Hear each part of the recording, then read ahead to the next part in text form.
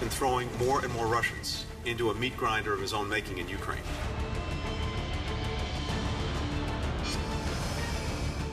살상 무기를 직접 공급하지 않는다는 원칙을 가지고 있었는데 북한군의 활동 여하에 따라 검토해 나갈 수 있습니다.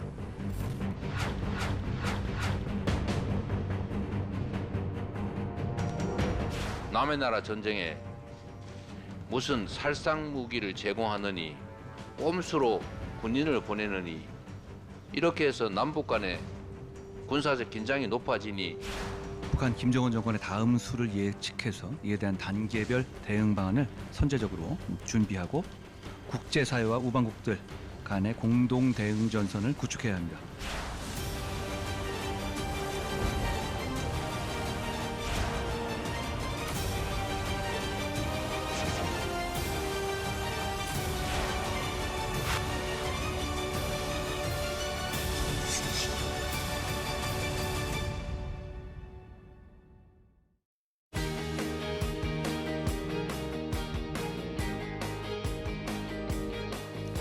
여러분 안녕하십니까, 정관용입니다. 북한이 러시아에 군대를 파병하면서 한반도뿐 아니라 국제사회 전체의 긴장감이 커지고 있죠. 정부는 나토를 비롯한 국제사회와 논의하며 긴밀한 공조에 나서는 한편 북러의 군사협력 상황에 따라 단계적으로 대응하겠다고 밝혔는데요. 여야는 지금 북한의 러시아 파병을 한 목소리로 규탄하고는 있지만 무기 지원 또 참관단 파견 등 이 정부 대응에 대해서는 엇갈린 입장을 내놓고 있죠. 자, 오늘 북한군 파병, 이 국제사회와 한반도 안보에 미칠 파장을 분석하고요. 그에 대비하는 우리의 외교 안보 전략에 대해 여야 의원 또 전문가와 함께 토론해 보겠습니다. 함께 토론할 분들 소개해 드리죠. 먼저 국가안보실 2차장 지내셨고요. 국회 국방위원회 위원으로 계시는 국민의힘 임종득 의원 어서 오십시오. 안녕하십니까, 임종득입니다. 네, 사성장군 출신이시죠. 국회 국방위원회 위원이신 더불어민주당 김병주 의원 어서 오십시오. 네, 안녕하세요. 반갑습니다. 네, 한남대학교 국방전략대학원 겸임교수 맡고 계신 아산정책연구원 외교안보센터의 양욱 연구위원 어서 오십시오. 안녕하십니까, 양욱입니다. 네, 세종연구소 수석연구위원으로 계시는 홍현익 전 국립외교원장 어서 오십시오. 안녕하십니까.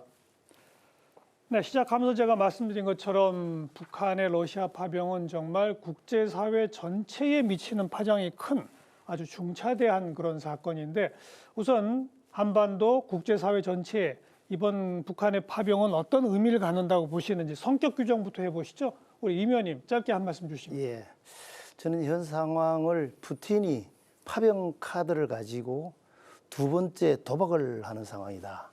여기에 김정은이 푸틴에게 배팅을 한 상황이다. 이렇게 정리를 할 수 있을 것 같습니다. 사실 북한군 파병으로 러우 전쟁은 새로운 국면을 맞고 있습니다. 그 주요 변수가 4개가 있는데 그 4개의 변수의 어떤 역학관계의 변화에 따라서 크게 변화리라고 생각을 해요. 첫째가 이제 그 실제 북한군의 역할이 어떻게 될 것인지, 대통령에 대한 트럼프의 의지와 설득력이 어떻게 될 것인지, 세 번째는 나토, EU 자유진영이 어떻게 할 것인지, 그 다음에 젤렌스키의 우크라이나의 의지력이 어떨지, 이 고차방정식을 풀어야 될 상황이다. 이렇게 보고 있습니다. 완전히 새로운 전쟁 양상으로 접어드는 거죠. 그렇죠. 김병주 의원은 어떻게 네. 성격 규정하십니까? 실제 러시아에 이제 북한군이 한 10,000명 정도 파병 갔다고 하지 않습니까? 아직 그 전투에는 투입이 아직 안 됐는데 만약에 전투에 뭐 일부 투입돼서 전사가 생겼다는 보도도 있긴 했어요. 네, 아직 정확한 정보는 뭐 전투에 본격적으로 투입된 것 같지는 않고요. 전투에 본격적으로 투입된다면은 실제 이것은 새로운 국면이고 대단히 확전되는 것 같다.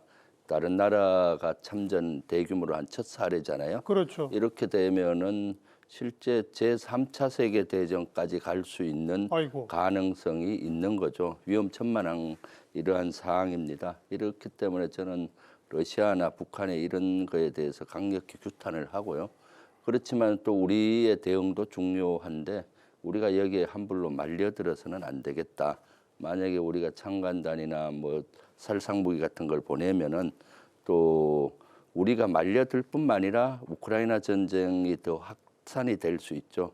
우크라이나 젤렌스키는 나토에 그거 봐라 한국도 파병하고 했으니까 파병해 달라 북한도 왔으니까 해서 만약 나토의 국가들이 파병을 시작한다면은 제3차 세계대전처럼 확전이 될 수 있다. 네. 그러기 때문에 이것은 아주 우리 대한민국으로서 위기 사항이고 여기에서 우크라이나의 불씨를 전쟁의 불씨를 한반도로 가지고 오는 우를 범해서는 안 된다. 이렇게 규정하고 싶습니다. 네, 우리 대응은 뭐 이따 후반부에 좀 집중적으로 논의하고요. 양욱 박사도 성격 규정부터. 자, 일단 파병이 아니라 이건 용병이라고 봐야 됩니다. 애초에 파병이 되려면 자기 나라 군복을 입고 자기 나라 깃발 하에 그다음에 정확한 명분을 갖고 그 안에 참전을 했을 때 파병이다라고 표현을 할 수 있는데 이것은 지금 러시아 군복을 입고 지금 거기서 활동하고 있다는 그런다면서요? 것이죠. 예. 결국 그다음에 북한 자체도 지금 아직까지도 계속 병사들을 보냈다는 명백한 증거가 있음에도 불구하고 심지어 러시아가 반쯤 인정하고 있음에도 불구하고 부정을 하고 있다는 거죠. 이미 저쪽에 보내진 북한 병사들은요, 북한에 의해서 버림받은 존재와 똑같은 겁니다. 자, 이런 국제 질서에 대한 도전이자, 그다음에 그 위반 이렇게 말씀드릴 수가 있고요. 또 사실은 거기서 북한이 얻을 이익, 그다음에 북한이 거기서 배워올 그런 현대전의 모습들 이런 것을 봤을 때는 우리 안보에 대한 직접적 위협이기도 하다. 이렇게 평가할 수 있겠습니다. 홍 박사님.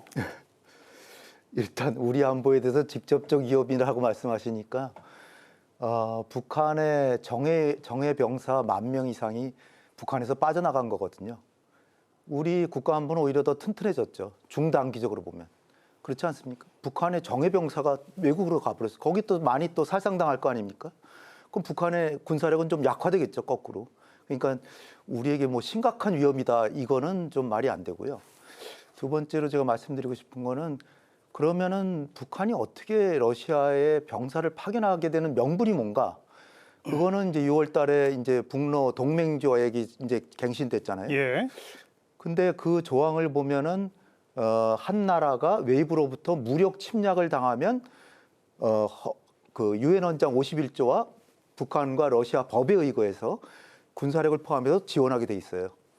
그러니까 결국 침략을 당해야만 북한이 보낼 명분이 생기는 거예요.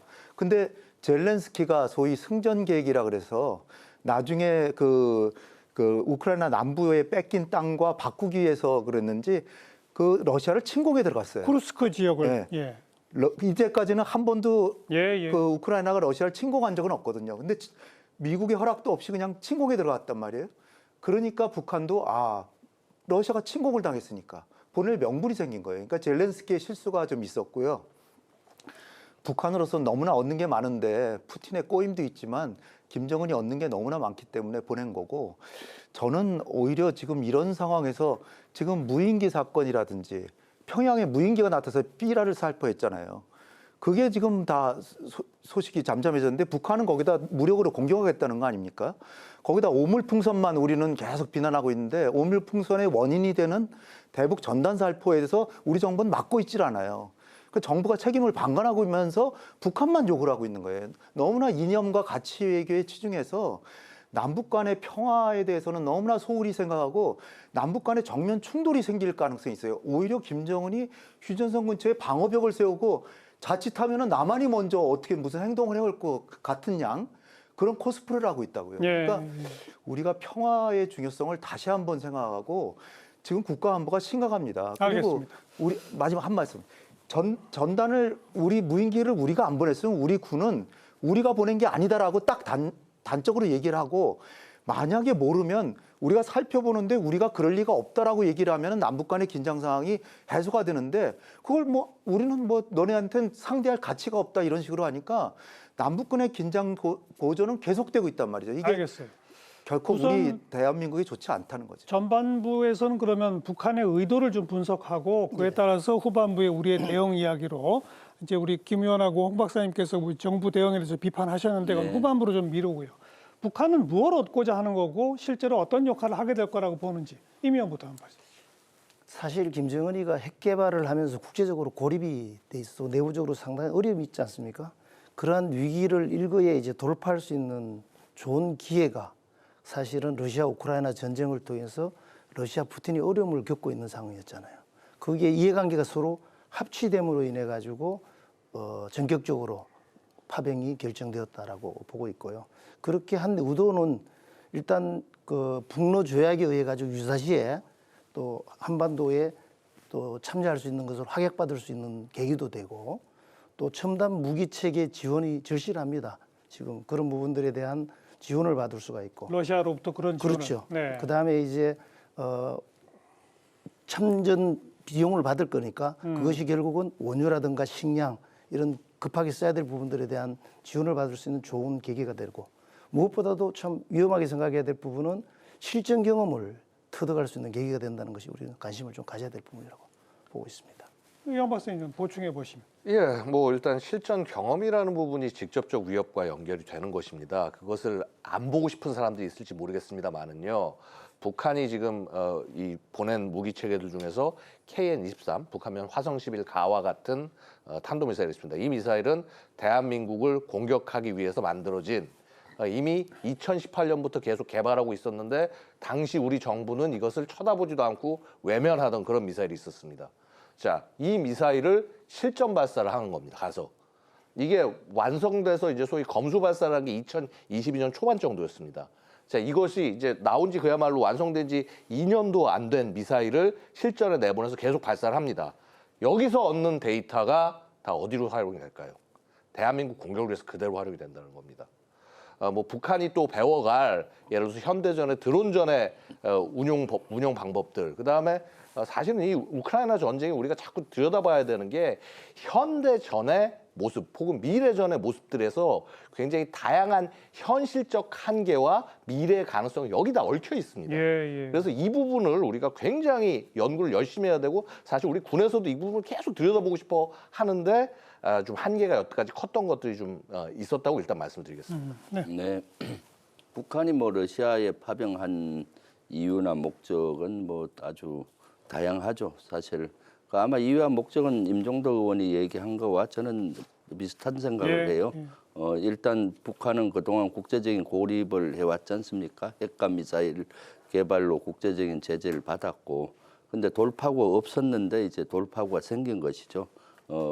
러시아의 이해관계와 북한의 이해관계가 딱 맞닥뜨려지면서 북한은 무기라든가 이런 걸 살상 무기를 지원을 했었고요. 그러면서 이번엔 또 병력까지 지원을 하면서 얻을 게 많죠. 본인들이 필요한 식량이나 에너지, 또 군사 기술, 뭐 이런 다양한 걸 얻고 또 앞으로 출구가 생겼잖아요. 그 동맹이라는 든든한 뒷백이 생겼기 때문에 지금 북한의 가치는 대단히 올라갔습니다. 근데 저는 여기 가제 속에 이런 얘기가 없어 그런데 왜 이런 상황까지 갔느냐가 중요하다고 봅니다. 거기에는 지금 우리 대한민국에서 가장 큰 위기는 북한과 러시아가 동맹을 맺었다는 거예요. 그리고 이러한 행동은 앞으로 미래 큰 위협이 되는데 왜 이런 상황이 됐냐 하면 첫 번째 이유는 북한과 러시아의 이해관계가 맞닥뜨린 게 직접적인 원인이고요. 간접적인 원인은 윤석열 정부의 외교 안보 정책의 참사라고 봐요. 왜냐하면은 지금 작년에 우크라이나에 윤 대통령이 가셔서 사직성 정신으로 연합해서 우크라이나와 함께 싸우자 하면 러시아를 적대국으로 선언한 거거든요. 그리고 또 155mm 탄약을 우회 지원을 미국을 통해서 이래 하고 이런 것들이 러시아에게도 부담을 이제 안 준 거죠. 북한하고 러시아는 그동안 한국 눈치를 많이 봤었거든요. 그래서 동맹으로 체결을 하고 이렇게 파병까지 유도를 한 것으로 보여요. 그래서 이것은 앞으로 가장 큰 위기는 북한과 러시아가 동맹을 맺어서 있는 것이 우리에겐 큰 위기이기 때문에 어떻게든 이 동맹을 끊는 것이 가장 우리 위기를 해소하는 데 중요하다 이렇게 봅니다. 앞뒤 관계가 전혀 맞지 않는 얘기기에 말씀을 좀 드리고 네. 싶은 것이요. 자, 러시아가 우크라이나를 침략해서 문제가 생긴 거고 러시아가 모든 문제를 일으켜가지고 해서 전쟁이 난 건데 이게 어떻게 우리 정부의 외교 참사가 될 수 있냐. 그다음에 북한과 러시아의 지원 관계들은 이미 우리 정부가 이것을 얘기하고 관심도 갖기 전부터 2020년 말부터 실제로 이루어지고 있었습니다. 그리고 이 푸틴의 언어를 그냥 그대로 받아들여서 푸틴은 우리에게 대해서 뭔가 되게 잘하고 있었다. 한러 관계가 아무 문제가 없었다.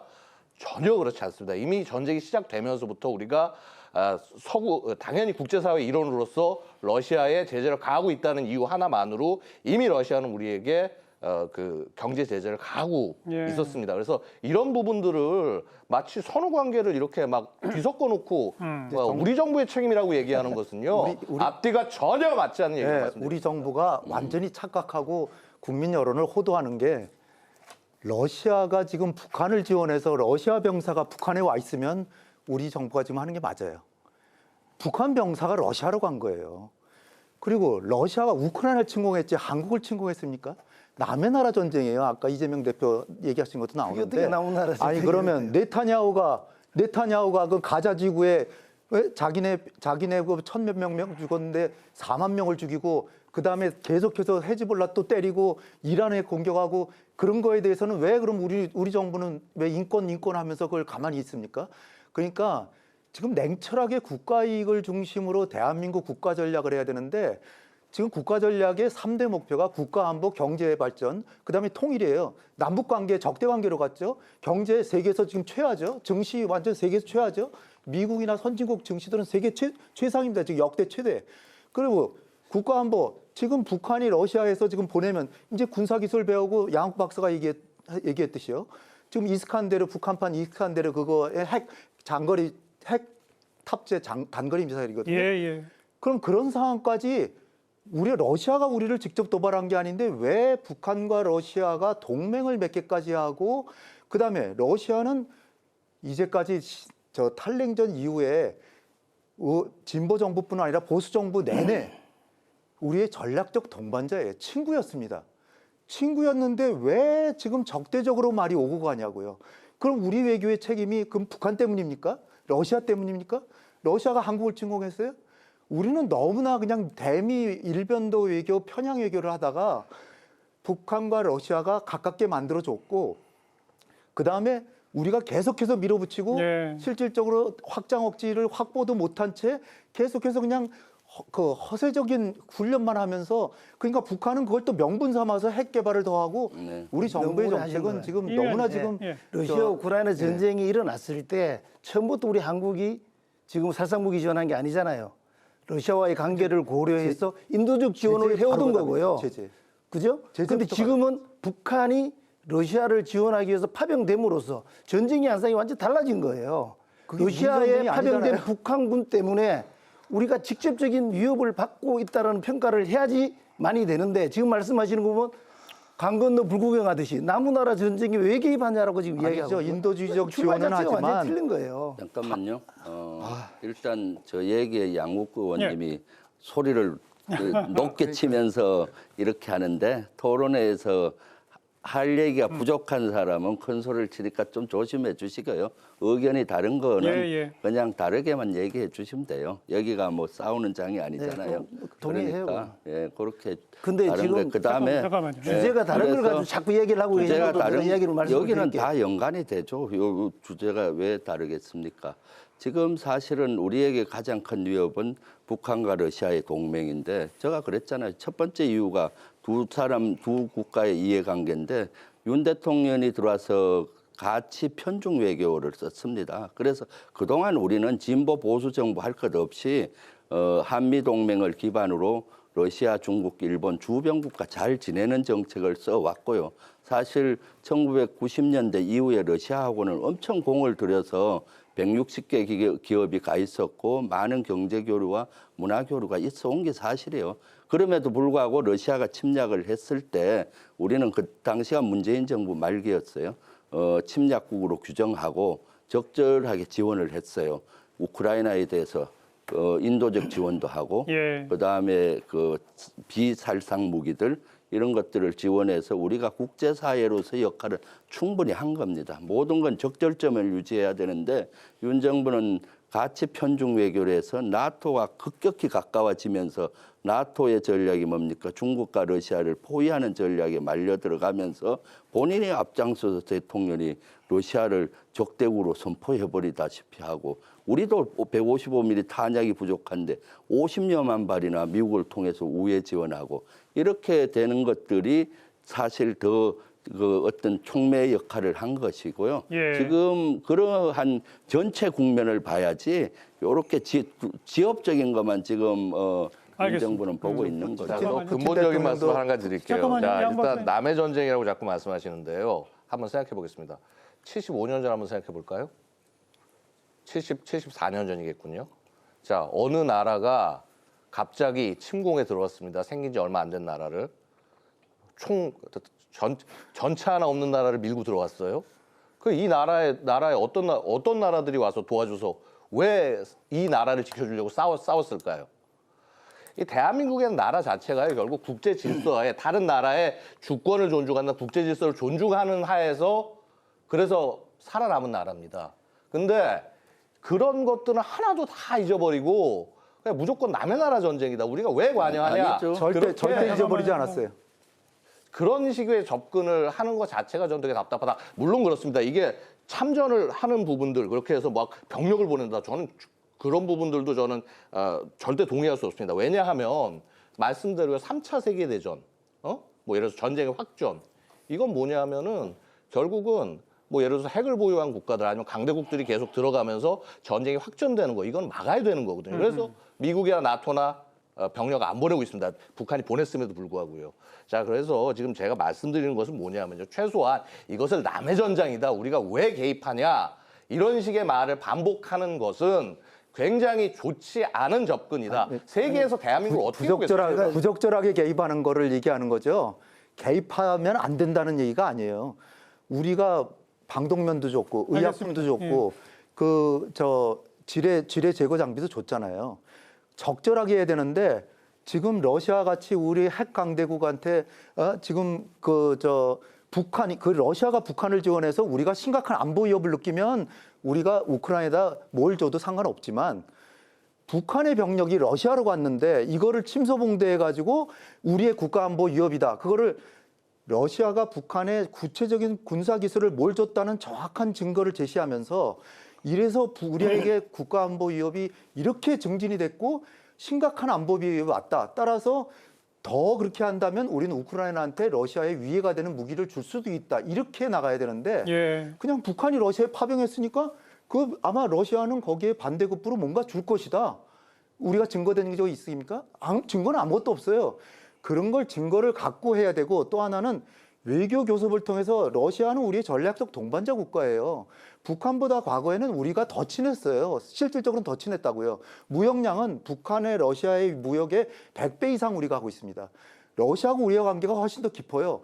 그런데 전략적으로 실수를 해서 판단착오로 인해 가지고 김정은은 트럼프가 당선될 줄 알고 이거 병력을 보내도 곧 전쟁이 끝날 테니까 이거 엄청난 이득을 받겠다라고 해서 김정은은 전략적 판단으로 병사를 보냈는데 우리는 거기에 냉전적 논리에 따라서 마치 6.25 전쟁 난 냉전 시대의 논리에 따라서 러시아가 우크라이나를 침공했으니까 나쁜 나라고 그러니까 우크라이나를 도와주는 게 당연하다. 자, 홍 박사님, 이런 식의 알겠습니다. 논리는 국익에 맞는 판단이 아닙니다. 양 박사님이 얘기하는 것처럼 김 의원님 잠깐만요. 네, 이게 북한의 의도, 북한이 뭘 얻을 것인가 요 얘기를 하다가 보니까 자꾸만 우리 정부 대응으로 너무 빨리들 막 가고 계셔서 북한의 의도 분석에 대해서는 제가 그냥 가만히 듣기에는 잠깐만요. 제가 듣기에는 네 분 생각이 북한의 의도에 대해서는 비슷하신 것 같아요. 다만 경제적인 북러가 이렇게 동맹으로까지 가게 되는 거는 북러의 이해관계 일치가 1번이라는 것도 동의하시는데 그렇죠. 그 배경 중에 하나로 우리 정부의 외교 실책이 있느냐 없느냐는 판단 차이가 큰 것 같습니다. 그 부분에 대해서 제가 얘기를 안 했잖아요. 그 얘기를 하시면서 그 얘기를 이제 그럼 우리 정부가 대응하는 거로 바로 넘어갈게요. 그냥 뭐 워낙 그 얘기를 하시고 싶어 하니까. 자, 얘기해 보세요. 지금 김병지 의원께서 러시아의 균형 외교를 윤석열 정부가 안 해가지고 적을 만들었다라고 지금 이야기를 했잖아요. 그게 많은 허점이 있어요. 지금 러시아는 침략 국가잖아요. 우크라이나를 침략한 국가잖아요. 유엔 헌장을 위배했고, 그죠? 지난번에 유엔에서 규탄 결의안을 했음에도 불구하고 침략을 멈추지 않으면서 계속하고 있는 상태 아니에요? 거기를 도와주기 위해서 북한이 파병을 했습니다. 그러면 공동 참전국이 되는 거죠, 그죠? 그런 국가에 대해서 균형 외교를 해야 됩니까? 자유민주주의 이념을 지키고 그 나라를 지원해 주는 것은 당연하다고 보는 거고요. 더욱이 북한이 파병됨으로 해가지고 우리 안보에 엄청난 위협으로 들어오고 있는 상황 속에서도 균형 외교를 해야 됩니까? 그러지 않잖아요. 그리고 이제 북한과 러시아의 행태에 따라서 단계적으로 우리가 지원해 나가겠다라고 한 걸 가지고 이미 지원한 것처럼 이렇게 부풀려 가지고 이야기하는 것은 맞지 않다라고 저는 생각합니다. 그러니까, 균형 외교라는 거는 이거는 저의 말을 제대로 이해를 못한 거예요. 저는 러시아와 균형 외교를 하자는 얘기 해본 적이 없어요. 그 우크라이나 전쟁이 나기 전까지 우리 진보 보수 정부 할 것 없이 한미 동맹을 기반으로 주변 국가 잘 지내는 정책을 썼고 그럼에도 불구하고 러시아가 우크라이나를 침략했을 때 문재인 정부에서 침략국으로 규정하고 그다음에 국제적인 경제 제재 러시아에 동참을 했습니다. 우리가 많은 기업이 가 있는데도 불리하고 불이익을 감수하고 그리고 우크라이나에 대해서는 6.25 때 자꾸 말씀하는데 6.25 때 그러한 도움을 받았듯이 우리도 도움을 주는 거죠. 그 인도적 지원이나 비살상무기 국제사회로서 줄 걸 계속 주고 있는 겁니다. 그렇지만은 한계점이 있는 거죠. 그러한 사항인데 지금 윤 정부는 지금 여기에 대해서 너무나 지나치게 우크라이나에 개입을 하게 돼 있는 하고 있거든요. 그다음에 예를 들면은 나토는 더 위협을 느끼잖아요. 나토의 고민은 두 가지입니다. 개입을 하자니 자칫 잘못하면 확전이 되고 방치하자니 우크라이나가 점령당하면 더 위협이 되기 때문에 두 가지 중간을 같이 합니다. 적절한 개입. 그렇다고 파병을 보내지 않고 살상무기 지원도 나토국 중에 하는 나라가 많지 않아요. 아니 그건 사실이 아니죠. 지금 나토 끝나고 얘기하세요. 그거는 데이터를 나토 국가 중에 지원하는 나라가 얼마나 많은지 아세요? 그러니까 몇 개국이 제가 데이터를 나토국도 살상무기를 지원하는 나라가 많지 않아요. 제가 그 나토 의원 안 하는 나라를 한번 집어보세요. 의원회의에 안 하는 나라를 한번 집어보라고. 끼어들지 말고요. 아니 사실이 아닌 걸 자꾸 얘기를 하니까 그러죠. 나토국에서조차도 공개적으로 파병단 참관단 보낸 데 없고요. 그 살상무기 주는 것도 사실 아닙니다. 그 다음에 이제 말하는데 왜 아니 자꾸 그게 사실이 아니니까 이야기하는 거예요. 일단 발언 기회를 드릴게요. 말이 왜 저 하고 난 다음에 얘기하시면 되는 거고. 그래서 정치적인 해결을 노력하고 있어요. 미국조차도 무기를 주면서 무기 사거리를 제한하고 있잖아요. 그런데 왜 우리가 거기에 개입을 쓸데없이 해서 더 그 정도 적절성 이상을 가는 걸 얘기하는 거죠. 러시아는 잠깐만요. 제가 지금 나토가 지원한 나라가 거의 없다라고 이야기를 했잖아요. 그죠? 안 하는 나라가 뭔지를 내가 물어보고 싶은데 대부분의 나라가 나토는 지원을 하고 있습니다. 개전 초기부터. 그래서 살상무기를 지원하고 있죠. 심지어 폴란드를 예를 들어 볼게요. 폴란드가 개전되자마자 다 지원해 줬어요. 지금 자기들이 가진 무기 체계가 없다 보니까 개필러라는 형식으로 해가지고 FA-50, K2 전차, K9 자주포, 그 다음에 천물을 다 우리한테 사갔잖아요.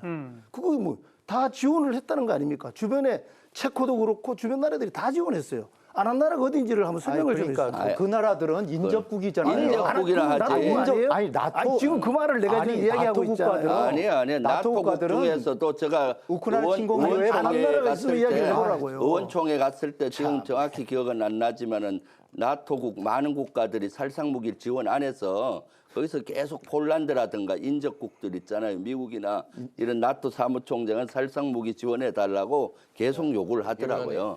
예를 들자면은 팩트가 안 맞는 얘기를 하니까 잠깐만 그 수치가 중요한 것이 아니라 나토국 직접 위협을 받는 나토국 자체도 거기에 말려들지 않기 위해서 적절점을 유지하는 거예요. 중요한 거는 나토국들이 일단 병사는 하나도 안 보내잖아요.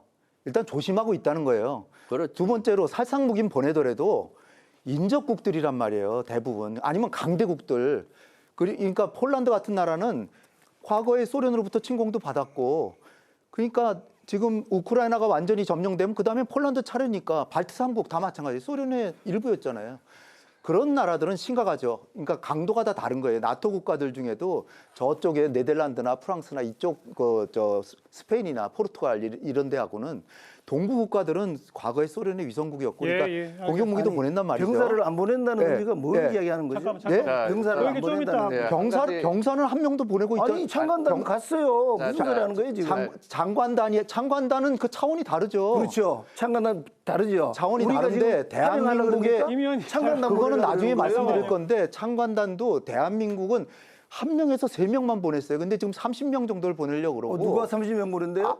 아니 지금 의원님. 투정컨대 왜냐하면은 지금 자, 홍 박사님도 잠깐만요. 제가 아예 그냥 아니, 제가 말을- 잠깐만요. 아니 30명을 제가- 누가 보낸다고 두 분 다 아니 잠깐만요. 중간에 그 말을 한마 잠깐만요. 단어 하나하나마다 의원님. 자르셔가지고 이렇게 사실이 않은 이야기를 계속 이면님도 하니까 좀 제가 바로 잡아주려고 그런 거예요. 토론회가 토론을 하자는 건지 그러니까 잠깐만요. 싸우러 온 자, 건지 일단 모르겠네요. 지금 그냥 말씀을 드리면은 말꼬리를 잠깐만요. 계속 자, 잡고 자, 이렇게 해서 일단 되겠습니까? 김명주 의원님 아니, 말씀 중에 맞는 말꼬리 게 하나하나를 계속 하니까 잡고 지금 하는 하는 것이 거예요. 아니요. 말꼬리 팩트를 하나하나를 정확히 잡고는 이야기해야지. 네 분다 좀 조용히 하세요. 얘기를 하는데 팩트 얘기를 왜 정확히 말꼬리 자, 조용히 하나하나를 하세요. 잡고 잠깐만. 그러는 잠깐만요. 거예요. 잠깐만요. 그거는 아니, 하지 마세요. 말이 안 하지 마세요. 되죠. 잠깐만요. 한 30초만 쉽시다. 잠깐만 조용하세요. 너무 좀 열기가 뜨거워지고 있는데. 아니 사실은 자, 그러니까 임 의원님도 좀 자르지 말고 돌아가면서 한 명씩 잠깐 말해요. 계세요. 그렇게 자르지 말고. 아니, 그러니까 조용히 계시라고요. 자, 두 가지 주제를 하나 던지겠습니다. 한 주제에 대해서 한 분당 1분씩만 얘기해 보세요. 그거 안 지키잖아요. 잠깐만요. 지금까지. 자꾸 말씀하시는데 그 중간에 발언하시니까 자르지 말자고요. 그렇죠. 중간에 자르지 말자. 자, 첫 번째는 우리 정부는 지금 북러의 그 향후 협력 관계의 추이를 지켜보면서 지금까지는 검토하고 있지 않던 살상 무기 지원도 검토해 보겠다라고 하는 입장을 밝힌 바가 있습니다. 지금 이 정부가 밝힌 검토해 보겠다라고 하는 입장이 구체적으로 임 의원님은 어떤 상황이 되면 살상 무기 지원도 가능하다는 얘기인지 한번 얘기해 보시고 김 의원님은 거기에 대한 입장 좀 밝혀주시고 두 분 박사님도 여기에 대해서 자, 요 주제 하나만 다른 얘기 하시지 말고요. 한번 얘기해 보시죠. 살상 무기 그 검토 가능성을 이야기하는 것은 당연하다고 지금 생각합니다. 아까도 말씀드렸지만 지금 전쟁 상황이 완전히 바뀌었잖아요. 우리 안보에서 큰 위협으로 대두된 상황에서 살상 무기를 너희들이 하는 행동에 따라서 고려할 수 있다라고 이야기를 한 겁니다. 어떤 행동에 따라서 어떻게 고려할 수 있다는 거죠? 그러니까 북러의 행동 자체가 예. 우리가 그리고 있는 레드라인이 넘어간다라고 했을 때는 오늘 대통령께서도 말씀하셨지만은 방어 무기부터 나중에 공격 무기까지 갈 수 있는 쪽의 어떤 검토를 지금 가지고 있는 거잖아요. 그 레드라인이 구체적으로는 어떤 걸까요? 그것은 예를 전략적 들자면 모호성이 필요한 겁니다. 아직은 전략적 모호성. 당연한 거죠. 지금 알겠습니다. 이건 뭔가 하면요. 현 상황은 의지가 부딪히고 있는 겁니다. 그죠? 의지가 부딪히고 있는 상황 속에서 힘이 백업이 될 때는 그 의지가 힘을 받을 수가 있어요. 그런데 저는 우리나라가 러시아의 지금 상황을 놓고 봤을 때 충분히 그 의지의 힘을 받을 수 있는 힘을 가지고 있다고 생각해요. 지난번에도 이야기했습니다. 불곰 사업에 의해서 받았던 러시아의 많은 무기 체계를 지원해 줄 수도 있고요. 그다음에 K방산 붐에 일어나가는 K2, K9, FA50, 천무 이런 것들을 준다고 했을 때 부담스러울 수밖에 없어요. 그런 것을 가지고 우리가 지금 지원하겠다는 것도 아니고 너희들 우리 그렇게 가는 거 원치 않는다. 이런 능력을 가지고 있기 때문에 만약에 그래도 그 선을 넘는다면은 우리가 결국 지원해 줄 수밖에 없다. 그것도 방어 무기부터 해가지고 쭉 두면서 예, 가겠다라는 전략은 당연히 우리가 취할 수 있는 선택이라고 생각합니다. 그런데 그걸 기정사실화 해가지고 알겠습니다. 내부적으로 반대하고 하는 것은 맞지 않다는 거죠. 전략적 모호성으로 그 라인이 어떤 선인지는 지금 이야기하고 따질 일은 그러니까 아니죠. 일부러라도 감추어도 돼. 의지는 피력해야 한다. 당연하죠. 그건 당연하다. 네. 좋습니다. 우리 김 의원님 어떻게 생각하세요? 아직 그 임 의원 얘기가 뭐 아직 그 살상 무기를 보내지 않았는데 왜 비판하느냐, 행동도 안 했는데 국가는 단기적인 목표도 있고 중장기적인 목표를 갖고 있습니다. 이미 대통령실에서는 단계별 조치를 하겠다. 그 중에 창간단이든 모니터링단도 검토한다. 그건 좀 이따 얘기하고요. 살상 무기도 검토한다. 오늘 또 사실은 대통령께서 기자회견에서 살상 무기를 검토한다. 그리고 먼저 방어용 무기부터 검토한다. 이렇게 말씀하셨어요. 예. 대통령 입에서 그 정도 나오면은 충분히 워게임이 돼서 이미 계획이 되는 겁니다. 구차. 그렇기 때문에 야당 입장에서는 그것이 만약에 살상 무기가 갔을 때는 국익 차원에서 심대한 영향을 안보 위기로 갈 수가 있는 거죠. 어떤 영향을 받는 거죠? 왜냐하면 그렇게 살상 무기가 간다면은 러시아와는 돌아오지 못할 강을 건너는 거고요. 나중에 종전이 만약에 된다면은 러시아와 복원을 해야 되잖아요. 그리고 지금 북한이 만약에 피해가 생기잖아요. 그러면 북한이 피해가 생기면 우리가 살상 무기나 이런 걸 보내지 않는다면은 원망을 어디 하겠습니까? 북한 입장에서는 우크라이나나 러시아에 할 거 아니에요, 그죠? 그런데 우리가 살상 무기가 가서 하면은 우리한테 울고 싶은 사람 뺨 때리듯이 우리에게 원한을 갖게 되는 겁니다. 그럼 다시 그 원수를 누구한테 갖겠어요? 대한민국에 대해서 도발을 할 것이고 그래서 자칫 잘못하면은 우크라이나의 전쟁의 불씨가 한반도로 온다는 겁니다. 그렇기 때문에 살상 무기는 사실은 하게 되면 완전히 우크라이나에 개입되는 거다. 우리가 말려들기 때문에 이것은 우리 대한민국의 레드라인은 인도적 지원하고 비살상 무기까지지 그 레드라인을 넘으면은 안보를 위기로 모는 그러니까 북한군이 거다. 네. 대규모로 파병되고 대규모로 전투에 직접 참여해서 다수 살상자가 벌어지고 그런 어떤 상황이 와도 우리의 살상무기 지원은 안 된다. 우리 안 국익에 됐죠. 반대된다. 우크라이나에 말려들 자, 두 분 필요가 의견은 없죠. 분명히 들었습니다. 네. 우리 안 박사님도 의견 한번. 예, 일단은 제가 좀 말씀드리고 싶은 것은 이거예요. 그러니까 애초에 우리 정부가 잘못한 거죠. 분명히 있다고 봅니다. 뭐냐? 북한과 러시아가 가까워지기 시작했을 때 사실 살상 무기 지원 얘기가 먼저 나와서 그것이 북한과 러시아에게 경고가 됐어야 됩니다. 진작했어야 된다. 진작했어야 되는 겁니다. 근데 자 지금 뭐냐면요. 이 얘기를 꺼낸 것만 갖고도 뭔가 하면은 안 될 일을 한 것처럼 이렇게 얘기를 하고 있으니 국가로서 아무것도 할 일이 없는 거니까 이거 이렇게 될 거 뻔히 아는 겁니다. 이렇게 살상무기의 실자만 나와도 저렇게들 나와가지고 와서 야 뭐 당장 지금 무기가 가는 거 아니냐 하면서 난리치고 알기 때문에 정부가 이 얘기를 못 꺼내고 있었어요. 진작에 북한과 러시아가 뒤에서 저렇게 협력하고 있을 때. 그래서 이 부분은 저는 우리 정부가 굉장히 잘못했다. 이런 정치적인 모함과 비난을 받더라도 진작에 그 얘기를 꺼내서 러시아와 북한에게 경고를 했어야 되는 문제라고 말씀을 드리고 싶고요. 경고와 압력이고요. 예. 실제로 살상무기 지원하면 우리가 어떤 걸 얻게 되는지. 지원해서 우리가 뭐 크게 얻을 게 사실 뭐가 있겠습니까? 저는 없다고 봐요. 크게. 그렇죠. 크게 없습니다. 크게 없는데 자 뭐냐 하면 기본적으로 대한민국이 이런 국제사회에 대해서 이런 침략 행위와 이런 부분에 대해서 막는 것에 기여했다. 그런 가치 하나밖에 없어요. 근데 그게 아무 가치도 아니고 국익이 아니라고 말씀을 하시니까 그렇다면 아마 그렇게 생각하시는 분들한테는 국익이 아닐 겁니다. 국제적 가치와 방향성이 국익이 아니라고 말씀하시니까 그거는 그렇게 이해를 하겠고요. 제가 한 가지 말씀드리고 싶은 건 이거예요. 지금 자꾸 이제 러시아 뭐 이렇게 하면서 뭐 러시아 과거 보수 정부도 잘 지내고 진보 정부도 잘 지내고 다 잘 지냈는데 윤 정부가 들어와서 다 난리 쳐서 망친다. 사실 그게 아니라요. 지금 국제 연대가 새롭게 재편되는 그런 모습 보이고 있고 공급망도 바뀌고 있고 자 이런 격동의 시기에서 어느 방향으로 바뀌는지 다시 한번 점검하고 거기에 대해서 논의하는 것은 저는 알겠습니다. 필요하다고 봅니다. 그래서 말씀 좋아요. 이렇게 반대하시는 말씀 너무 좋고 그것을 그 해답을 찾는 게 정치권에서 해주셔야 될 일이라는 겁니다. 좋습니다.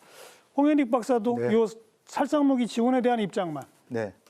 이미 우리는 우크라이나에 많은 지원을 했고 인도주의적 차원에서 했고 탄약은 보냈는데 미군 사령부에 보내서 폴란드로 갔건 우크라이나로 갔건 하여튼 미군을 거쳐서 갔으니까 간접적으로 지원했는데 중요한 것은 지금 북한이 러시아에 파병을 했고 대통령이 오늘 말씀하신 것도 북한군의 관여 정도에 따라 무기 지원도 배제하지 않는다 그랬잖아요. 이게 잘못됐다는 거예요.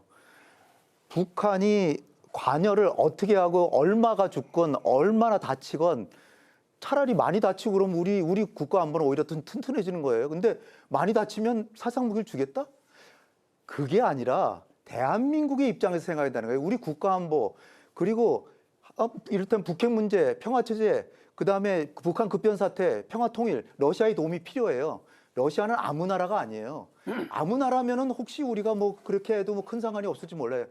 이 네 가지 미래 대한민국의 가장 숙명적으로 중요한 네 가지 과제를 해서 러시아의 도움이 반드시 필요해요. 근데 적대 관계가 되는 거예요. 근데 북한군의 관여 정도에 따라 북한군이 관여해서 뭐 더 많이 죽으면 오히려 우리한테 이익인데 왜 그걸 하냐. 우리가 그 기준을 세우는 건 러시아가 북한에 대해서 파병을 하거나 아니면 러시아가 북한에 이를테면 대남 공격 무기를 주거나 하다못해 대공무기 S-300이나 400을 주거나 이러면 우리 안보에 위해가 되잖아요. 그러면 거기에 대해서 대응 조치로서 할 수는 있어요. 근데 양욱 박사 말씀은 더구나 위험한 게 미리 처음부터 살상무기를 줄 것이라고 경고했어야 된다. 그거는 지금 한 것도 잘못됐다고 저는 봅니다. 실제로 그런 상황이 벌어지더라도 대한민국과 러시아는 전략적 동반자 관계로 친구 관계이기 때문에 외교적인 라인을 통해서 한국과 러시아의 관계라고 하는 지렛대를 활용해서 그렇게 하면 우리가 당신한테 서운하게 할 수도 있다는 걸로 하지 않도록 도모를 해야지 5천 개를 가지. 지금 북한이 핵 50개 가졌는데 우리는 갖지도 않고 있으면서 미국의 해구산 쓰고 있으면서 북한하고 맞짱 뜨자라고 하는 그 무모함과 러시아는 핵무기 5천 개에다 안보리 상위비사국에다가 그 어마어마한 무기를 갖고 있는데 그리고 4대 주요 국가 안보 과제의 핵심적인 협조국인데 알겠습니다. 그들하고 적대국으로 하겠다? 예. 이건 너무나도 국가 전략에서 균형이 너무나도 잘못된 거라. 한 가지만 오 박사님한테 확인할 거는 아까 방금까지 두 번을 언급하셨는데 러시아가 북한에게 한국을 공격할 수 있는 최첨단 무기 체계를 기술 이전을 하거나 제공했다는 확증이 있으면 가능하죠. 그때는 살상무기 지원도 가능하다. 가능하지만 그렇다고 하더라도 러시아하고의 물밑 교섭이나 교섭을 통해서 러시아를 우리에게 유리한 방향으로 유도하는 게 우리의 국익이지 살상무기를 너 줬으니까 나 보복으로 준다라고 해서 주어버리면 러시아는 적대관계가 되기 때문에 우리의 주요한 국가 안보 과제들은 전부 다 포기하는 게 된단 말이에요. 우리 정부는 미래가 없는 정부입니까? 그 부분에 관련해서 제가 좀 이야기를 좀 보충할 필요가 있을 것 같은데 뭔가 하면은 실제로 우리 정부에서 지금 우려하는 것은 첨단 군사 기술을 지금 북한에 주는 걸 가지고 우려하는 거 아니겠습니까? 그런데 러시아가 쉽게 첨단 기술을 주지는 않습니다. 저도 이제 불검 사업을 경험을 해봤기 때문에 아는데 결국은 우선적으로는 식량이라든가 원유 이런 것들을 줄 겁니다. 그 다음에 이제 재래식 무기를 줄 수 있는 부분이 있겠죠. 첨단 무기는 마지막까지 아마 안 줄 거예요. 그런데 러시아가 코너에 몰리게 되면은 그 다음에 북한의 손실이 많아지고 했을 경우에 러시아도 뭔가 반대급부가 필요하기 때문에 갈 수가 있다는 거죠. 그렇게 가는 과정을 우리가 모니터링하면서 우리 무기체계, 살상무기 지원 여부를 결정하겠다라고 지금 텀을 가지고 있는 거거든요. 그런데 이미 준 것처럼 이야기하고 스스로 카드를 버리는 짓은 안 된다는 겁니다. 네, 한 말씀만 덧붙이면요. 저는 조금 동의를 못 하겠는 게요. 자, 물론 그렇습니다. 여태까지 맥락에 따르면 러시아가 막 핵심 기술 이런 거 절대 안 줄 거다. 맞습니다. 여태까지 맥락에 의하면은 참전 이전에. 근데 참전까지 결정했을 때는 과연 무엇이 약속되고 무엇이 전달됐을까? 사실 그거 찾아내야 돼요. 근데 그거 찾아낼 수 있겠어요? 자, 그리고 딱 아까 말씀하셨는데, 자, 무기 지원이 잘못됐다라고 말씀하셨습니다. 그 얘기 꺼낸 거 살상무기 지원 자체가. 그리고 얘기를 계속 좋게 얘기를 하면서 달래야 된다. 여태까지 안 했을 것 같습니까? 여태까지 죽도록 했습니다. 제가 이해하기로는 외교부나 이런 데서 거의 기가 막힐 정도로 계속 거의 매달리다시피 해서 연락하고 얘기를 했습니다. 그것을 거부한 게 러시아라는 사실은 왜 안 보시는지. 알겠습니다. 하나만 더 말씀드리면 이런 거를 할 때는 국민의 뜻이 제일 중요하잖아요. 아무리 정부 입장에서 좋은 본인들 생각 입장에서 하더라도 국민들이 하지 마라 하지 못하는 겁니다. 지금 국민 여론조사는 한 80% 이상이 살상무기 보내지 말라는 겁니다. 실제. 그러니까 10명 중에 한 8명은 살상무기 보내는 거를 반대하고 있는 거거든요. 그리고 윤 대통령도 그렇잖아요. 국민이 옳다 늘 어떤 경우도. 그럼 국민의 옳은 말을 들어야지. 알겠습니다. 네, 그런 걸 참고로 말씀드립니다. 자, 지금까지 우리 정부가 해온 인도적 지원, 뭐 방독면 등등의 지원 이거에 대해서는 네 분 생각이 다 같은 건데 살상무기 지원도 검토할 수 있다라고 하는 정부 방침에 대해서 절대로 안 된다. 검토 카드는 계속 어쩌면 더 일찍 썼어야 한다. 한 가지만 추가. 짧게.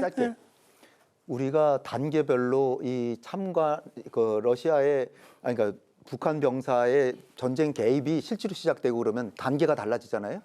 그러면은 방어형 무기를 준다 그랬어요. 방어형 무기가 뭐냐면 천궁 1, 2 이런 거예요. 천궁 1은 전투기가 날라오면 가격하는 거고 요격. 예. 천궁 2는 미사일이 날라오면 그걸 요격하는 건데 그것도 주면 안 됩니다. 왜?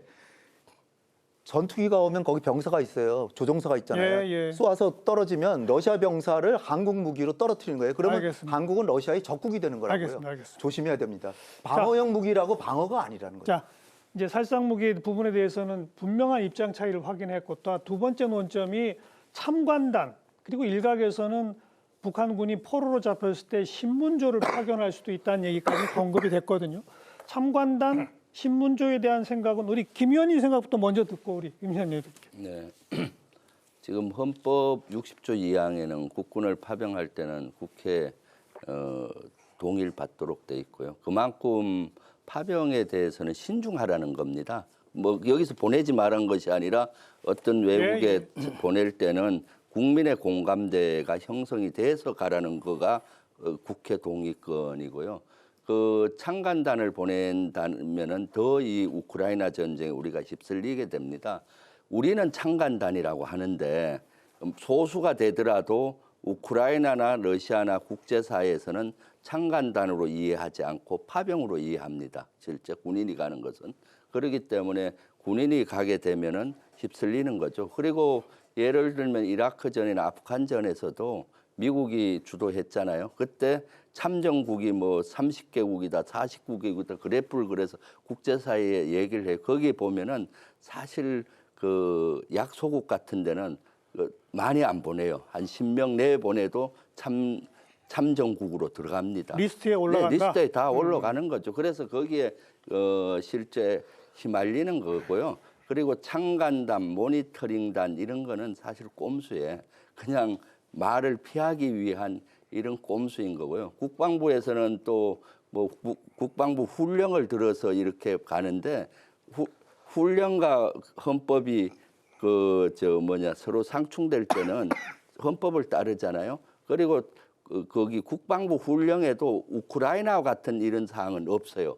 거기는 유엔 요원으로서 UNPKO라든가 이런 경우는 중립적인 입장에서 가잖아요. 가더라도 양국의 적대국이 되는 거 아니에요. 그다음 네. 동맹의 이름으로 다국적 구름 간든가 미국의 그리고 재난 지역에 간다든가 이렇게 동맹이 아닌 나라 유엔의 깃발 아닌 가운데서 어떤 한쪽에 들면 적대국이 되기 때문에 이것은 지금까지 해왔던 파병과는 전혀 다른 우리 역사상 최초예요. 이런 거기 때문에 신중에 신중을 기해야 된다. 자, 그런 거죠. 임 의원님 생각은? 지금 국방부 훈령이 1993년에 만들어져 가지고 30년 이상을 지금 지속했습니다. 진보 정부든 보수 정부든 간에 이 근거에 의해 가지고 개인 파병을 다 했어요. 거기에서 갔던 사람이 1130명입니다. 지금 김병주 의원도 사실은 이거 훈령에 의해서 갔다 왔어요. 근데 꼼수 파병이라고 지금 이야기를 지금 스스로가 하고 있는데 지금 한번 생각해 보시죠. 우리가 지금 보내고 있는 개인 파병이 얼마나 많습니까? 그거 다 국회 동의 받습니까? 받으면 얼마나 비효율이 생길까요? 다 이유가 있는 겁니다. 그걸 너무나 잘 아실 거예요. 그러면서 그걸 정치적으로 진영 논리에 의해서 그렇게 하는 것은 국민들이 잘못 알게 하는 거다. 이 부분을 제가 꼭 지적하고 싶습니다. 그 팩트 체크하면은 예.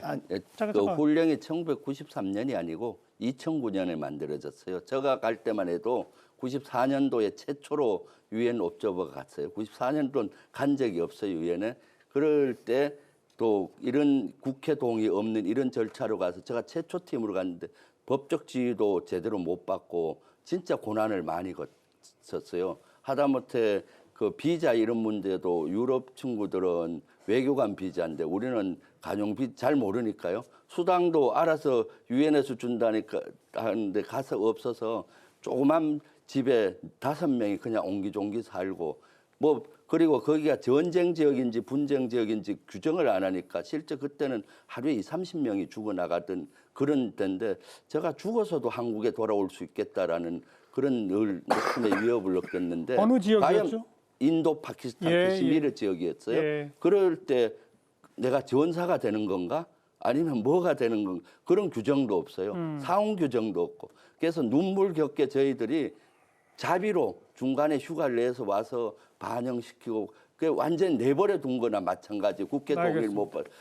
아무런 언론도 주목하는 데가 없고 고위급도 본 적이 없고 이렇게 방치해서는 안 돼. 그래서 누구보다도 이런 것들이 그 국회 동의가 필요하다고 느꼈고요. 알겠습니다. 그래서 잠깐 하면 더 법은 2009년도에 이제 법이 하나 만들어졌어요. 그거는 세계 평화 유지 활동이에요.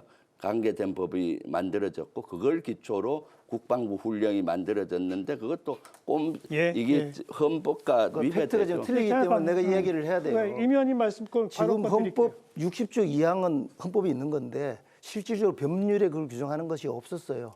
2009년도에 한 것은 전혀 그 PKO 파병에 관련되는 거고 제가 이야기했던 1993년에 관련된 것은 개인 파병을 위해서 훈령으로 국방부 장관이 보낼 수 있도록 만들어 놓은 겁니다. 그렇게 이야기하시면 잘못 이야기하죠. 잠깐만요. 자, 우리 두 분 이제 그 법적인 부분 얘기하시는데 임 의원께서는 그러면 그런 국방부 훈령에 근거한 참관단 파견은 필요하다는 주장. 당연히 필요하죠. 가서 뭘 해야 한다고 보시는 건지까지만 짧게. 그러니까 새로운 국면이고요. 북한군이 가잖아요. 거기서 현대전을 경험하고 있는데 우리는 전쟁을 파병을 하지 말라 그래서 안 하잖아요.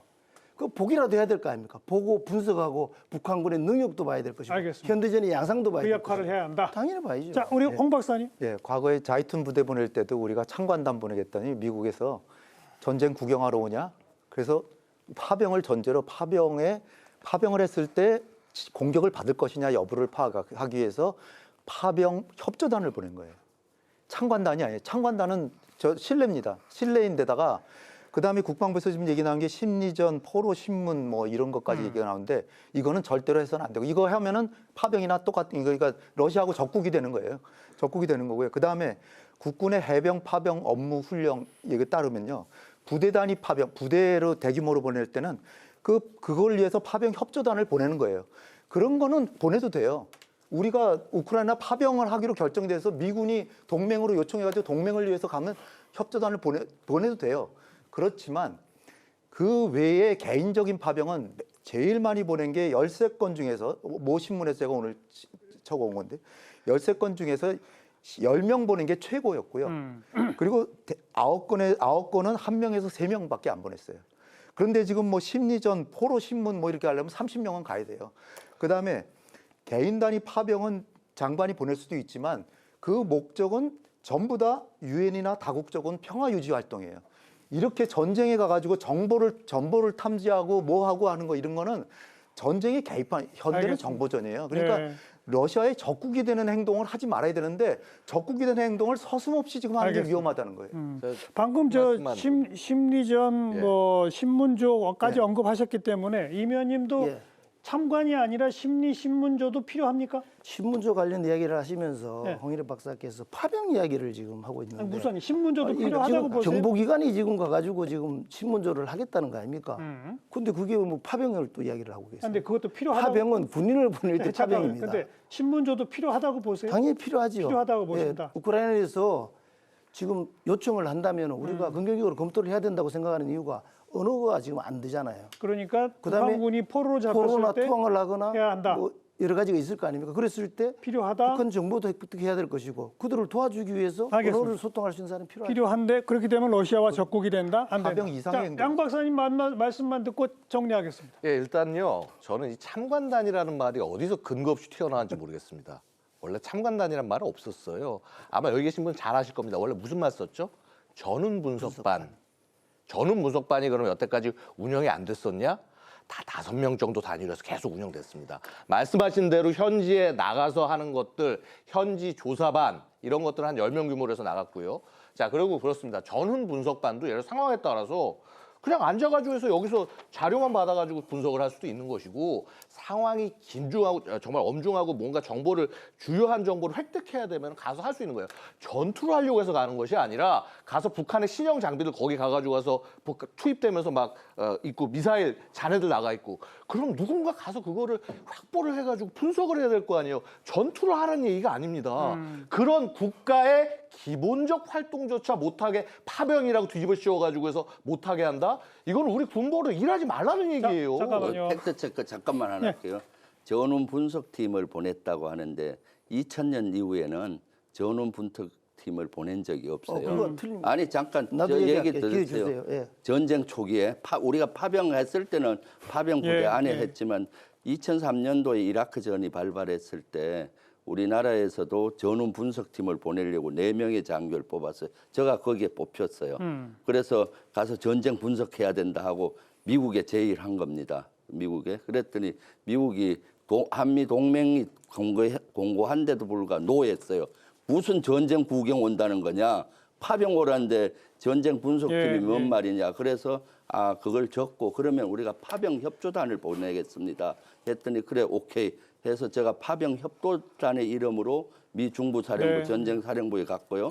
그래서 파병 협조단으로 갔으니까 자꾸 파병 압박을 받는 겁니다. 협조했으니까 우리 지금 공병부대 보내라 또는 의료지원단이 좀 필요하다 하니까 그게 계속 보고가 되고 압박을 알겠습니다. 받아서 알겠습니다. 결국은 얼마 있다가 공병 1개대대하고 서희 제마부대라고 해서 갔죠. 의료지원단이 갔고 한 1년 후에 사단급이 가게 된 겁니다. 그러니까 지금 파병 협조단이라고 하면은 그러니까 지금 윤석열 정부에서는 꼼수로 모니터 처음에는 전운반이라 그랬어요. 그래서 제가 문제 제기를 했더니 모니터링반 창간단으로 바꾼 거예요. 그러니까 이런 꼼수를 쓰면 안 되고 그다음에 이제 파병 갔을 때 자위통부대나 이런 데 갔을 때 알겠습니다. 참모 중에 전쟁을 분석하는 인원은 그러니까 우리 이제 있었겠죠. 김병주 의원의 기속된 주장은 여러 가지 동맹 등등의 이유로 우리가 파병을 하게 될 경우를 전제로 했을 때는 협조단도 있고 모니터링단도 가능한데 그게 아니면 안 된다라는 말씀으로 듣고 임 의원님 한 말씀 듣고요. 정리합니다. 전쟁 구경한다라고 미군 이야기하면서 파병을 하지 그거 안 된다라고 이야기를 했고요. 파병을 했을 때 전원분석반을 줬어요. 그럼 전쟁 구경한다는 소리는 뭐 전쟁에 참여하지 않는다는 거거든요. 그때 당시에 협조했을 때도. 미국이 그때 그렇게 반응했던 이유는 노무현 정부 때예요. 파병을 가지고 국내 반대 여론도 많고 해가 결정을 못하던 상황이었어요. 그리고 그런 상황에서 파병을 안 하고 전원분석반을 보낸다니까 미국이 당연히 그렇게 하겠죠. 근데 우크라이나 상황은 다르잖아요. 다르죠. 지금 전쟁 구경한다고 할 정도죠. 우리가 전쟁에 참여하는 게 아니잖아요. 파병이 아니라는 거죠. 아니죠. 가가지고 지금 전쟁이 일어나고 있는 것을 모니터링하는 거죠. 예. 그걸 전쟁 구경한다라고 스스로 이야기를 자, 하면서 전쟁 여기까지. 참여한다고 이야기하면은 말이 지금 안 맞는 거죠. 여기까지. 여기서 잠깐 오늘 주제에 대한 데이터의 흐름 살펴보고 마무리 토론 이어갑니다. 빅데이터 이슈 분석 김시원 아나운서가 정리해드립니다. 빅데이터 이슈 분석, 북한군 파병을 키워드로 빅데이터를 분석했습니다. 지난 10월 5일부터 11월 3일까지 한 달 동안 뉴스, 커뮤니티, SNS 등에서 집계한 총 정보량은 약 3,100건입니다. 뉴스 정보량의 추이를 살펴보면 10월 25일과 29일 정보량이 많았습니다. 푸틴 러시아 대통령이 북한과 무엇을 어떻게 할지는 우리가 알아서 할 일이라며 사실상 북한군 파병을 인정하는 발언을 했는데요. 북로조약을 내세워 파병을 정당화하려는 의도란 분석 기사들이 나왔습니다. 10월 29일에는 북대서양조약기구 나토와 유럽연합 EU의 수장이 북한군 파병은 유럽 안보와 세계 평화에 심각한 위협이라고 비판했는데요. 앞으로 어떤 대응책들을 내놓을지 관심이 이어졌습니다. 이어서 북한군 파병 연관어를 살펴보면 지원, 안보, 장관 등을 볼 수 있습니다. 여야는 북한의 러시아 파병을 규탄하면서도 정부의 무기 지원, 참관단 파견 등에 대해서는 엇갈린 반응을 내놨는데요.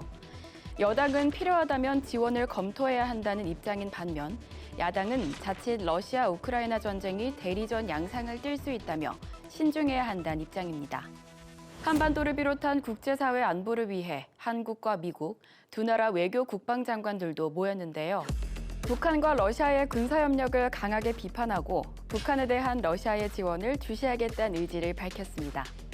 다음으로 북한군 파병의 감성 키워드를 분석하겠습니다. 부정감성어 위협과 긍정감성어 신중한을 볼 수 있습니다.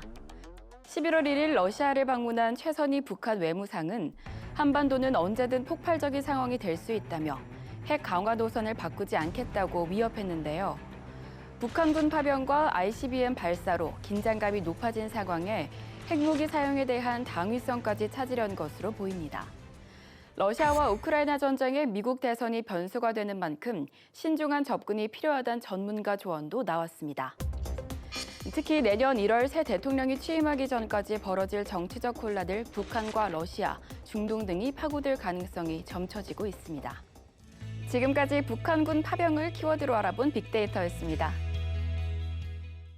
네, 북한의 러시아 파병 그리고 북한과 러시아의 군사 동맹화 이거 참 큰 문제다. 그래서 지금까지 우리가 해왔던 대로 인도주의적 지원도 하고 경제적 지원도 하고 대러 제재에 동참하고 이런 것까지는 다 의견 일치를 보고 있습니다. 다만 북한이 파병한 마당에 새로운 감토 카드로 살상무기 지원도 검토해보자, 참관당 파견도 검토해보자라고 하는 거에 대해서는 아주 극명하게 의견 차이를 지금 보이고 있는데요. 자, 그나저나 지금 북한이 몇 명이나 보냈는지 아직 확정적으로는 없죠. 예, 나오는 보도되는 게 뭐 편차가 워낙 심해요. 뭐 5천 명이 들어와 있다. 뭐 추가적으로 15,000명까지 올 거다. 뭐 그런데 지금 상황에서 정확하게 단언할 수 게다가 만약 이게 장기화되면 또 한 번 보낸 병사들 오래 둘 수 없으니까 또 교대해야 되고 또 사상자 생기면 또 추가로 되고 네. 그렇게 되겠죠? 네, 그렇게 되죠. 한번 전쟁에 말려들면은 계속 거기에 그 또 물 흘러가듯이 계속 물을 대듯이 더 파병이 될 수가 있죠. 그러니까 총 북한군 규모가 몇만이 될지는 모르는 거죠, 지금으로서. 그렇죠. 네. 두 분 다 그건 이거는 사실. 일단은 이제 이런 얘기는 있습니다. 현지 뭐 첩보 수준이긴 합니다만, 일단은 국정원에서 확인한 정보는 12,000명이 그 12월까지는 늦어도 12월까지는 전선에 배치될 것이다라는 걸 국정원 발표했고요. 현지 첩보에 따르면은 한 88,000명까지도 최대. 러시아와 북한 사이에 논의가 됐다. 그죠. 이런 얘기들이 있습니다. 그리고 전투에 직접 참여할 거로 예상이 되죠? 전투에 뭐 참여는 하는데 요는 이 사람들이 폭풍군단이라 그래서 산악 뭐 잘 타고 그다음에 후방에 잠수함이나 뭐 이렇게 공수부대로 낙하해가지고서는 요인 암살이나 항구나 무슨 발전소 폭파시키고 뭐 이런 임무인데 거긴 평지란 말이에요. 그러니까 이게 총알바지로 쓰일 가능성이 커요. 근데 너무 많이 그렇게 해서 죽게 되면은 김정은도 아마 부담을 느끼지 않을까 이렇게 생각이 됩니다. 아무튼 전쟁이 지금 이미 장기화되고 있습니다만 양상이 달라져서 더 장기화되면 북한군의 참전 규모가 얼마나 될지는 지금으로서는 가능하기 힘들다라는 게 공통된 인식인데 아주 중요한 변수가 생긴 게 미국의 트럼프 대통령이 이제 당선이 되고 정부가 바뀔 거고 트럼프는 대선 내내 내가 대통령 되면 우크라이나 전쟁 금방 끝낸다 막 이래 왔단 말이에요. 어떻게 전망하세요? 그거는 어떤 영향을 줄 거라고? 방금 말씀하신 대로 트럼프가 당선이 되면은 24시간 내에 러시아하고 종전을 협상하겠다라고 이야기를 했지 않습니까? 이제 당선이 됐어요. 과연 그렇게 될까요? 쉽지 않습니다. 제가 봤을 때는. 왜냐하면은 미국 내에서도 지금 트럼프하고 같은 생각을 하는 사람이 그렇게 많지 않습니다. 더더욱이 나토 입장에서 봤을 때 미국의 입장이죠. 트럼프의 조기 종전에 찬성할 수 있을까? 트럼프가 얘기하는 조기 종전은 러시아가 원하는 요구 조건을 들어주는 전제하에서 지금 간다는 거거든요. 우크라이나가 양보해야 되는 거죠. 그렇죠. 그러면 우크라이나의 일방적인 양보가 있을 것이고 우크라이나가 양보하게 됐을 때 나토 입장에서는 도저히 받아들일 수 없는 사항들이 들어가 있을 수가 있습니다. 그런데 우크라이나 주변에 지금 나토 회원국을 포함해서 유럽 국가들이 한 7개국이 있거든요. 그들이 위협을 느끼는 상황에서 그 트럼프가 이야기하는 러시아의 의견을 전적으로 수용하는 종전안에 동의할 것이냐. 그렇지 않다고 봅니다. 그래서 이 부분은 쉽지 않을 것이다. 예. 김 의원님 어떻게 보세요? 저는 조기 종전을 트럼프는 추진할 거라고 보여요. 이제 당선됐고 1월 20일이면 취임을 하잖아요. 그러니까 제가 봤을 때 한 2, 3월 정도까지는 추진하지 않겠나 싶어요. 왜냐하면 본인이 효과가 있을까요? 당연히 있죠. 왜냐하면은 지금 트럼프와 러시아 두 개를 봐야 됩니다. 그 젤렌스키도 봐야지만은 러시아 같은 경우는 조금만 더 있으면은 1차 목표를 어느 정도 달성합니다. 그 돈바스 지역하고 크림반도를 연결하는 게 거의 다 완성이 돼 갔거든요. 그리고 이제 쿠르스크 지역 자기 본토를 점령당한 거는 서울 지역의 한 1.5배 정도 된다 그래요. 그러니까 그것만 회복하고 하면 되거든. 그래서 러시아가 아마 북한을 끌어들인 것도 빨리 종전을 염두에 두고 그렇게 하지 않았나 싶고요. 그러면 사실 트럼프는 철저히 미국 그 우선주의잖아요. 지금 미국 트럼프는 구체적으로 얘기를 했어요. 후보자 시절에. 지금 서방이 주는 무기와 자금으로는 우크라이나 전을 해결할 수 없다. 그래서 조기 종전밖에 없다 하니까 트럼프는 아마 우크라이나 지원을 단계적으로 줄일 거예요. 그러다 보면 젤렌스키는 지원 받을 데가 별로 없습니다. 그러니까 협상에 의하고 현 전선에서 될 확률이 많죠. 현재 그 우크라이나의 한 18%가 러시아가 점령돼 있는 상태거든요. 예. 그러기 때문에 그 정도 선에서 끝내는 것이 트럼프의 전략일 수가 있고 그거는 러시아는 충분히 받아들이는데 젤렌스키만 지금 거절을 하는데 나토 국들도 지금 3년이 되다 보니까 이걸 어떻게든 좀 종전을 원하긴 해요. 그렇지만 물론 나토 유리하게 하려고 하겠지만 그래서 우리가 미국은 종전으로 가려고 할 텐데 우리는 마치 거기에 자꾸 개입을 하려고 해서 더욱더 윤석열 정부의 외교 이런 정책이 우리 대한민국의 안보를 위기로 몰아가고 있다. 그리고 여기 참전 이런 것도 여론 10명 중에 7명은 반대해요. 네. 트럼프의 의지가 관철될 가능성에 대해서도 두 분 판단은 상당히 다른데요. 우리 양 박사님과 홍 박사님도.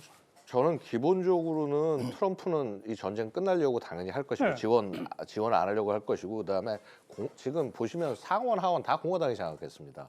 공화당 사실은 이 전쟁 추가 지원에 대해서 굉장히 부정적인 입장입니다. 근데 이게 또 미국 민주당이 또 계속 이거를 이제 지원을 하고 있고 예. 플러스 사실 보고 있으면요.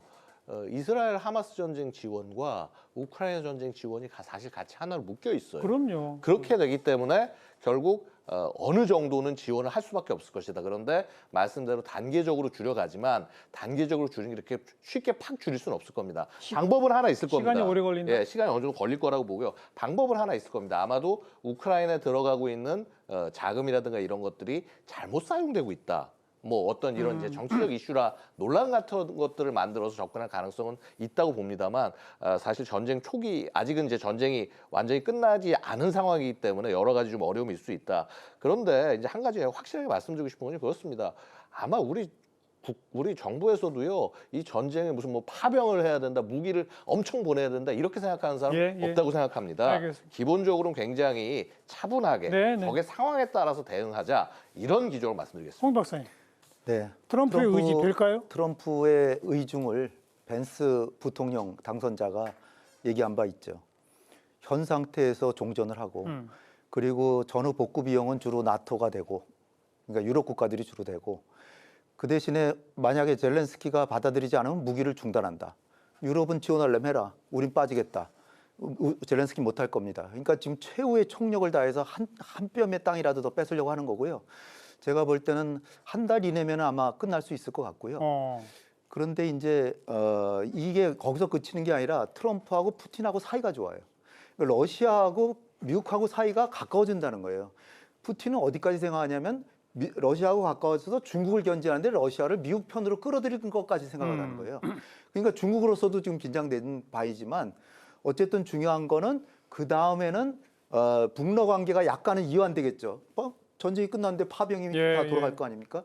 그런 가운데 러브레터가 김정은과 트럼프가 오고 가면서 북미 간에도 핵 문제가 아니더라도 관계가 상당히 개선되는데 그때 당시까지 우리 대한민국 정부가 북한에 대해서 강경 일변도 정책을 하고 있으면 닭전동에 지붕 쳐다보는 격이 될 겁니다. 지금이라도 빨리 북한에 대해서 평화공존 의지를 표시하고 대북 인도적 지원 의사도 표시하고 대화를 재개해서 뭔가 남북 간의 대화 채널을 마련해야지. 그렇지 않으면 큰 코 다칠 염려가 있습니다. 지금. 자, 이 트럼프 이가 들어선 이후 우크라이나 러시아 전쟁의 양상이 어떻게 전개될지에 대한 판단도 상당한 차이를 보이고 있는데요. 마지막 홍현익 박사님 조금 아까 말씀하신 걸 이어받아서 자, 그러니 우리 정부는 이래야 한다. 네. 한 30초씩만 마무리 발언 우리 홍 박사님 30초입니다. 네. 먼저 자이툰 부대는 전시해 보낸 게 아니라 전쟁 끝나고 나서 복구할 때 보낸 거예요. 근데 지금 전시해 보낸다는 거는 우리가 파병이 아니라 그래도 러시아는 파병으로 생각하면 그건 파병이 되는 거예요. 그러니까 주의해야 되고요.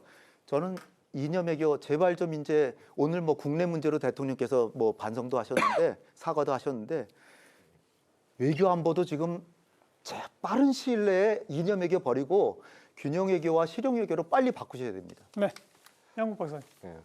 외교를 이념으로 바라봐서는 안 되겠죠. 자, 실제 국제사회가 어떻게 움직이고 어느 방향으로 가고 있는지를 봐야 될 것이고요. 특히나 우리의 국익이라고 하는 것이 단순히 이런 앞뒤에 뭐 조금 뭐 경제적 이익, 뭔가 뭐 협력 이런 부분을 떠나서 어떻게 하면은 이 한민족 자체가 그 국제사회 안에서 계속적으로 존경받고 번영해 나갈 수 있을지 그런 방향성을 좀 생각하고 접근하기 바랍니다. 한마디로 이 한반도 천동설에서 좀 벗어나시기를 바랍니다. 김병주 의원. 네, 짧게. 우리 정부는 지금까지 했듯이 우크라이나를 지원해야죠. 살상무기나 그런 것이 아니라 인도적 지원과 비살상무기 지원은 우리 역할을 하기 위해서 하지만은 한편으로는 북한과 러시아의 동맹 관계를 끊는 노력이 필요합니다. 그래서 그걸 중국을 활용하든 이렇게 해야 되고요. 또 트럼프 대통령이 대선이 종전으로 가고 있기 때문에 살상무기 지원이나 이런 창간단 지원은 중지하고 이 종전으로 갔을 때 러시아와 어떻게 관계 회복을 하고 할 건지의 수를 멀리 보고 수를 떠야 된다라고 생각합니다. 임정도 의원. 모든 정쟁은 국경선 앞에서 멈춘다라고 하고 있지 않습니까? 우리나라는 지금 이미 글로벌 중추국가를 지금 지향을 하고 있고요. 그 글로벌 중추국가의 격에 맞는 역할을 해야 되는 겁니다. 그래서 러시아 우크라이나 전쟁에서 그 전쟁 확대를 막고 자유진영이 문제가 되는 부분들을 지원해 주는 모습을 보여주는 것이 유유전쟁 때 지원을 받았던 국가로서도 당연히 해야 되는 건데 지금 국내에서 이것이 정쟁화돼 가지고 진영 논리에 있는 것은 바람직하지 않다. 국민이 하나가 돼 가지고 이 부분들은 해결해 나가야 된다. 위기라고 이야기하는데 그것이 꼭 기회일 수 있으니까 하나 되는 것이 중요하다는 말씀을 드립니다. 네, 오늘 그 어느 때보다 이 네 분 아주 뜨겁게 격론을 펼쳐주셨는데요. 그만큼 워낙 복잡하고 중차대하고 정말 중요한 문제이기 때문입니다. 앞으로 이런 토론이 더 많아져야 할 것 같아요. 정부가 어떤 결정을 내리기까지는 이런 많은 토론을 거쳐서 신중하게 결정해 나가길 좀 기대해 보도록 하겠습니다. 네 분 늦은 시간까지 수고하셨습니다. 고맙습니다. 네. 다음 시간 뵙죠. 안녕히 계십시오.